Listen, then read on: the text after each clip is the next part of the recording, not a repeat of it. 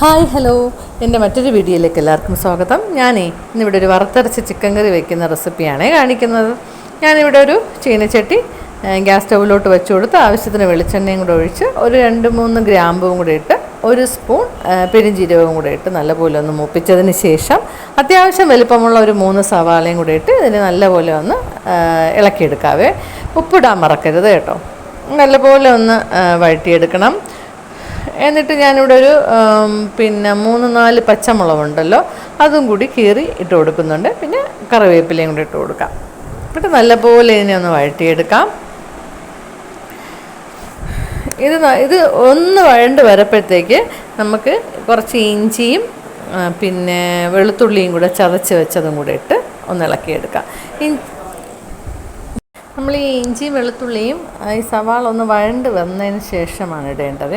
അല്ലെങ്കിൽ പിന്നെ നമ്മൾ ആദ്യമേ ചീനച്ചട്ടിയിലിട്ട് കഴിഞ്ഞാൽ ഇതങ്ങ് അടുക്കി പിടിച്ചു പോകും. മറ്റേതാകുമ്പോൾ നല്ല മണമൊക്കെ കിട്ടും. അപ്പോൾ അത് നല്ലപോലെ ഒന്ന് ഇട്ട് വഴറ്റിയെടുക്കാം. ഇത് നല്ലപോലെ ഒന്ന് വഴറ്റി എടുത്തതിന് ശേഷം ആണ് നമ്മൾ ഇതിനകത്തോട്ട് ചിക്കൻ ചേർത്ത് കൊടുക്കുന്നത്. ഞാൻ ഓൾറെഡി ചിക്കൻ കഴുകി വൃത്തിയാക്കി മഞ്ഞൾപ്പൊടിയും കുരുമുളക് പൊടിയും ഇച്ചിരി ഉപ്പും കൂടെ ചേർത്ത് പുരട്ടി വെച്ചിട്ടുണ്ട്. ഞാൻ ഏകദേശം ഒരു 2 കിലോ അടുപ്പിച്ചാണ് ചിക്കൻ എടുത്തിരിക്കുന്നത്. പലരും പല രീതിയിലാണ് വയ്ക്കുന്നത്. ഞാൻ ഇന്ന് ഇവിടെ എൻ്റെ രീതിക്ക് വയ്ക്കുന്നതാണ് ഇട്ടിരിക്കുന്നത്. അപ്പോൾ നമുക്ക് നല്ലപോലെ വഴണ്ട് വന്നിട്ടുണ്ട്. നല്ലപോലെ വഴണ്ട് വന്നതിന് ശേഷം നമ്മൾ ആ റെഡിയാക്കി വെച്ചിരിക്കുന്ന ചിക്കൻ ഉണ്ടല്ലോ, അതും കൂടെ ഇതിനകത്തോട്ട് ഇട്ട് കൊടുത്ത് നല്ലപോലെ ഒന്ന് മിക്സ് ചെയ്തെടുക്കാം. ഇത് നല്ലപോലെ ഒന്ന് മിക്സാക്കിയതിന് ശേഷം നമുക്ക് പിന്നെ വെള്ളമൊന്നും ചേർക്കണ്ട.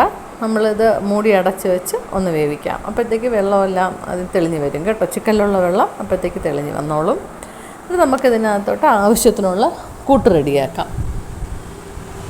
ഞാൻ വേറൊരു പാന് പിന്നെ ഗ്യാസ് സ്റ്റൗവിലോട്ട് വെച്ച് കൊടുത്തിട്ടുണ്ട്. എന്നിട്ടൊരു 2 പിടി തേങ്ങയുണ്ടല്ലോ, അതും കൂടെ ഒന്നിട്ട് കൊടുത്തിട്ടുണ്ട്.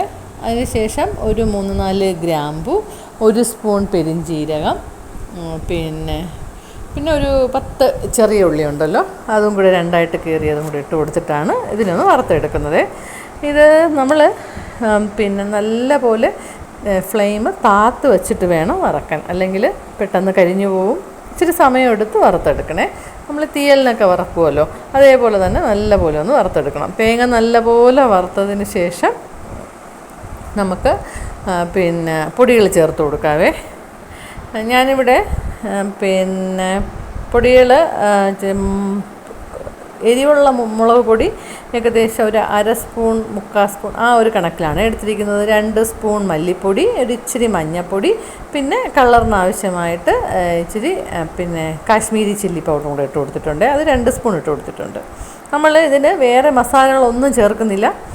ഈ കറുകപ്പട്ടയുടെ നമ്മൾ നേരത്തെ ഇട്ട ഗ്രാമ്പൂവിൻ്റെയും പിന്നെ പെരുംജീരകത്തിൻ്റെ ആ ഒരു ഇത് മാത്രമേ ഉള്ളൂ ഇതിനകത്ത്. എന്നിട്ട് നല്ലപോലെ ഇതിനെ ഒന്ന് ഇളക്കി ഇതിൻ്റെ പച്ചമണമെല്ലാം മാറിയതിന് ശേഷം തീ ഓഫ് ചെയ്ത് ഒന്ന് തണുക്കാൻ വെച്ചതിന് ശേഷം ഇതിനെ നല്ലപോലെ അരച്ചെടുക്കാവേ.